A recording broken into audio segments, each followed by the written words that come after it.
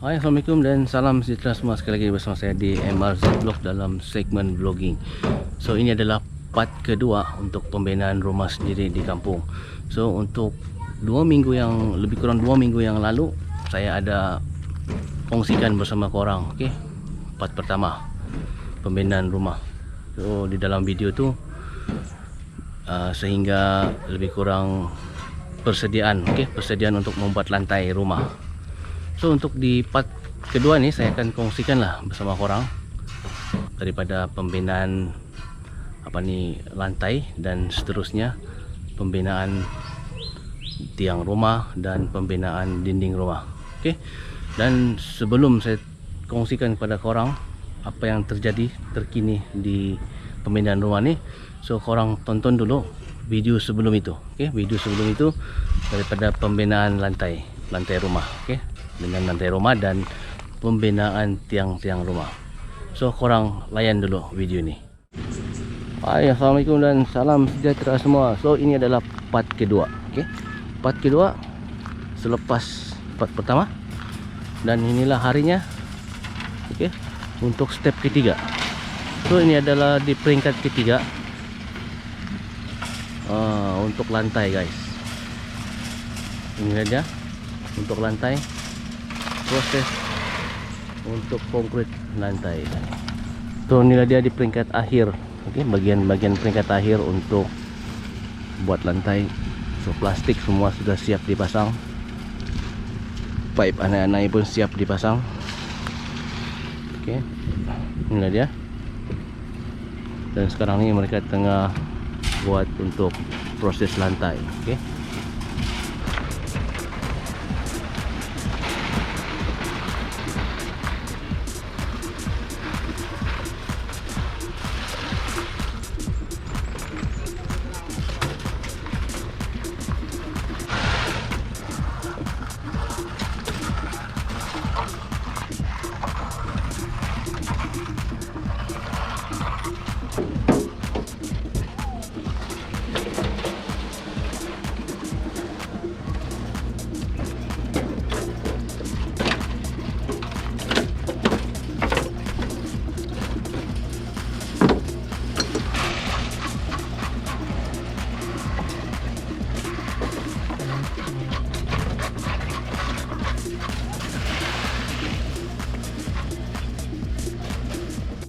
Oke, ini baru selesai untuk trip pertama, oke, trip pertama lori mixer. So ini bilik baru satu yang selesai. Untuk garis kereta sudah selesai. Kita tunggu lagi next punya mixer. Oh, ini garis kereta.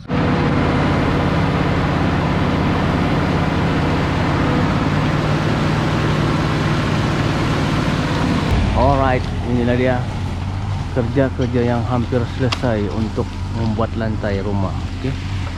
So ini adalah lori yang ketiga. Okay. Tinggal sikit lagi di hadapan loh.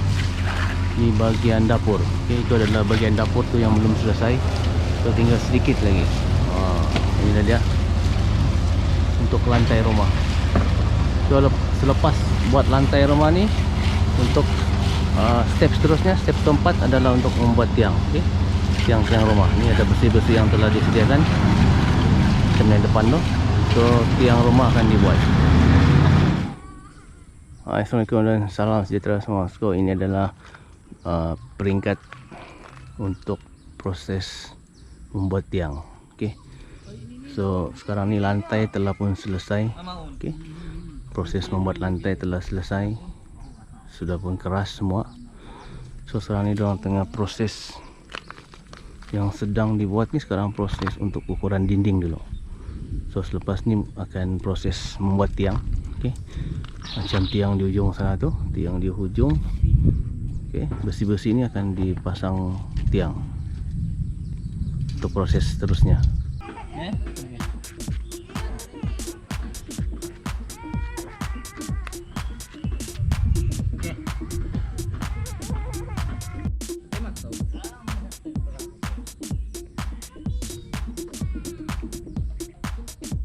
Okey, ini adalah persediaan untuk membuat tiang. Okey, tiang-tiang ni telah pun disambung, didirikan. So sekarang ni mereka tengah sediakan acuan untuk membuat tiang rumah. Okey, ini boleh dikatakan step keempat. Step keempat selepas lantai. So lantai telah pun selesai dibuat. So kali ini step untuk membuat tiang-tiang rumah. Okey, ini adalah peringkat keempat. Okey, peringkat keempat untuk membuat tiang-tiang rumah. So sebahagian daripadanya telah pun siap, tinggal sebahagian lagi di depan sana belum dipasang dipasang acuan dan simen. So di bahagian sini telah pun selesai. Okey, disimpan simen dan sebagainya. So ini adalah pandangan terkini untuk pembinaan rumah. Ini dia di peringkat keempat ini. Okey, ini adalah sebahagian daripada tiang yang telah siap. Okey, siap di simen. Okey, yang sebahagian di hadapan sana telah siap, telah pun dibuka acuan dia. Okey, yang itu awal tu lagi lah orang tu dah buat. So yang ini sebahagian lagi lah baru siap di simen. So selepas ni akan naik dinding. Okay, bata telah pun sampai, kurang 10 bandel. Bata 10 bandel.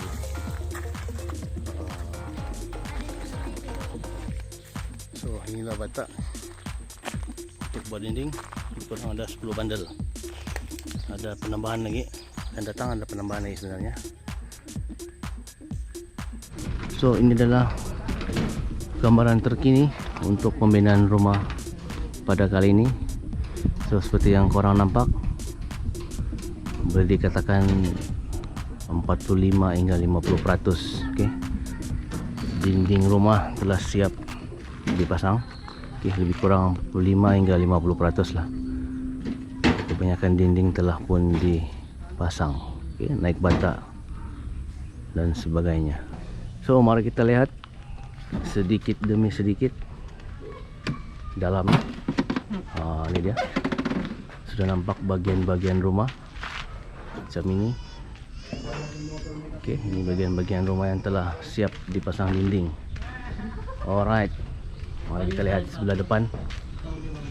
Tengok bagaimana keadaannya.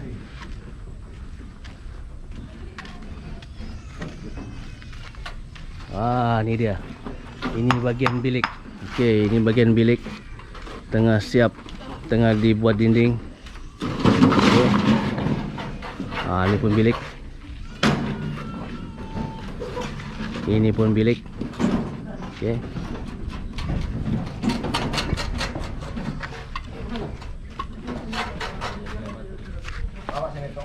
So apa yang korang dapat lihat sekarang ni di belakang saya ni, inilah bagian ruang tamu. Okey, ruang tamu tengah proses pembinaan ruang tamu. Okey, yang di sini untuk bagian dapur. Ini dapur. Yang di sini untuk bagian ruang makan. Okey. Dan yang ini tengah lalu ni. Ini studio. Okey, studio. Ini bilik utama. So untuk di bagian sini, ini garis kereta guys. Ini garis kereta. Okey, akan datang.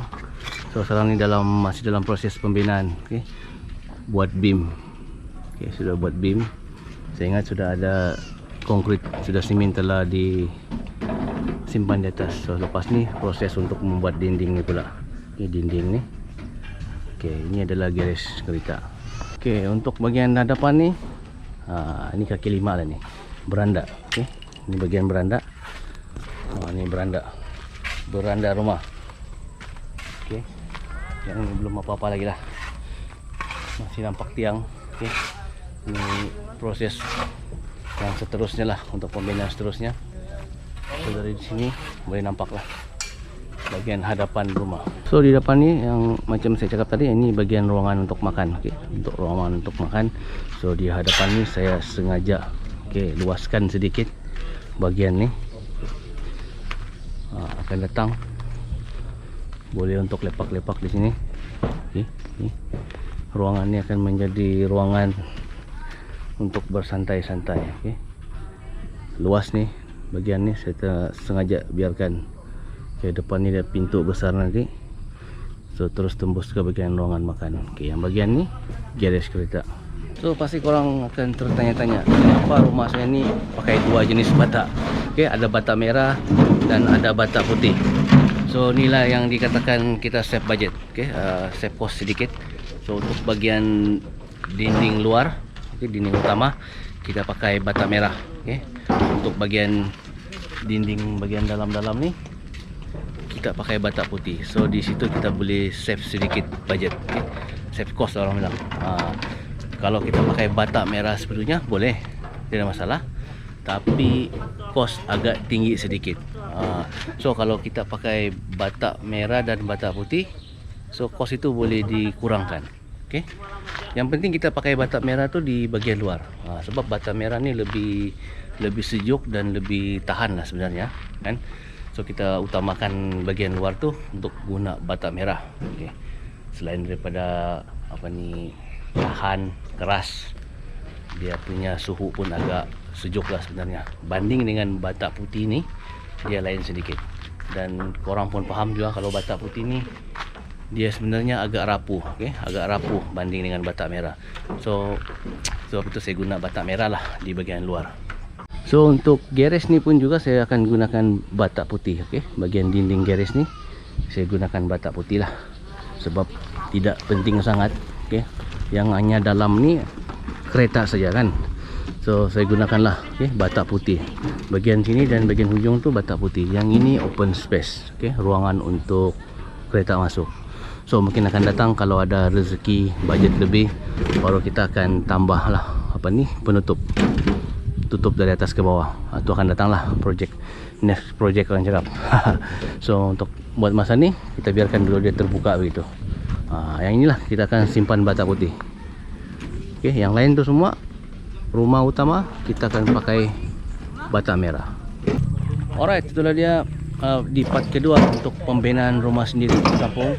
So inilah dia part kedua, pembinaan sehingga dinding rumah. Oke, insyaallah saya akan kemas ini lagi di masa akan datang di part ketiga. Oke, kemungkinan besar di part ketiga itu nanti mungkin dalam pembinaan bumbung rumah, atap rumah dan sebagainya. Oke, so pada korang yang baru saja mengikuti saya di MRZ Vlog, oke, kalau korang suka dengan video ini jangan lupa subscribe, like and share, dan aktifkan button lonceng, serta follow juga page Facebook saya. Link ada di serta di bawah. Sampai jumpa lagi untuk konten yang akan datang. Assalamualaikum dan salam sejahtera. Jumpa lagi, bye bye.